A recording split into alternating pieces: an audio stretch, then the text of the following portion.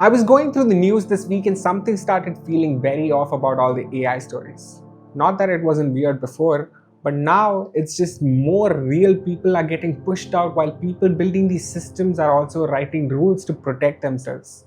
And I don't know how to feel about that. Take these job cuts. Big tech companies have been laying off thousands of workers again this year. Meta cut around 8,000 roles. Microsoft and Amazon have done big rounds too. And they're not being quiet about why.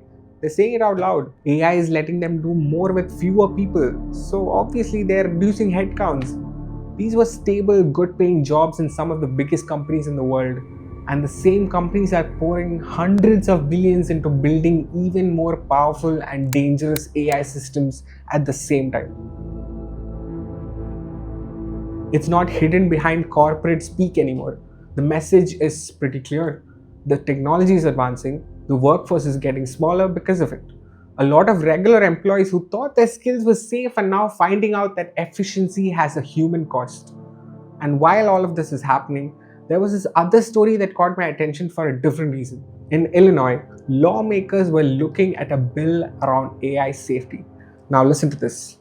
One version of it included something called a safe harbor, basically protection from big lawsuits, and that would have limited how much frontier AI companies could be held responsible if their systems caused what the bill called critical harm. That included scenarios with 100 or more deaths and over $1 billion in damage.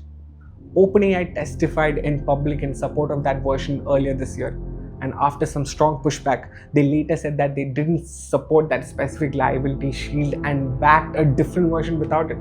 But the fact that this is even on the table from a company that is making some of the most advanced AI systems were okay with these rules, and that would make it harder for them to be held accountable in some really serious situations, that really stuck with me. It felt like the people creating these tools were also trying to shape the legal safety net around them so that they would be safe. And then, right in the middle of all this, Pope Leo released his first major encyclical on artificial intelligence. He didn't mince words. He said AI needs to be disarmed, freed from the logic of domination, competition, and control that turns it into something that can push people aside or even become an instrument of harm.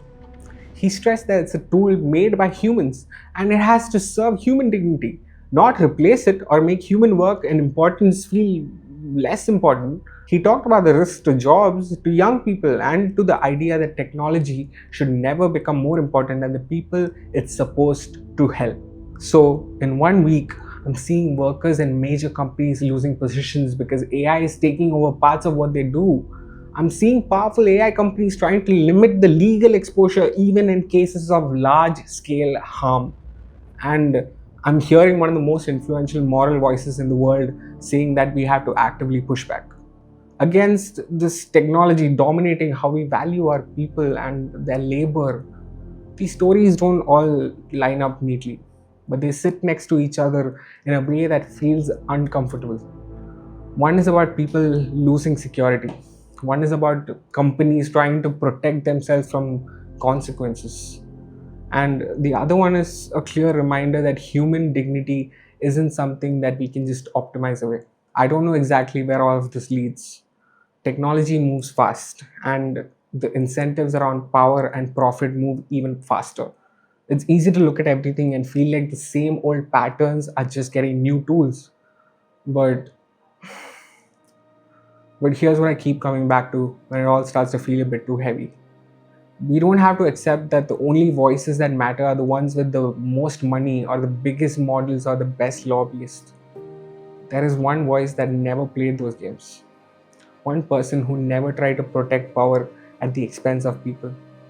They crucified him because he told the truth without compromise and because he was perfect in a way that none of us are. And the same person is still the only solid ground when everything else feels like it's shifting under our feet.